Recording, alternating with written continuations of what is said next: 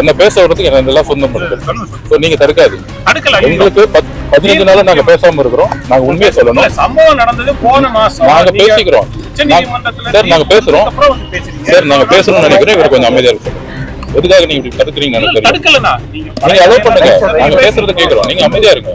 கரூர் மாவட்டத்துல நாங்க நுழையும் பொழுது அந்த பார்டர்லயே அந்த பாலத்துக்கிட்ட என்ன கொஞ்சம் பேச விடுங்க சார். நீங்க சன் டிவி தெரியும் பேச விடுங்க.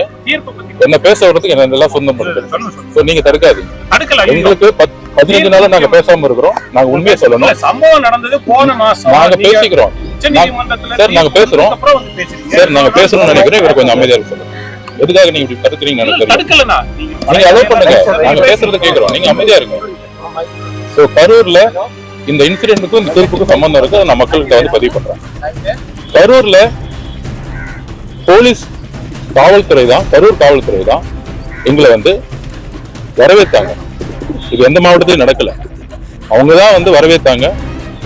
அவங்கதான் வந்து திட்டமிட்ட இடத்துல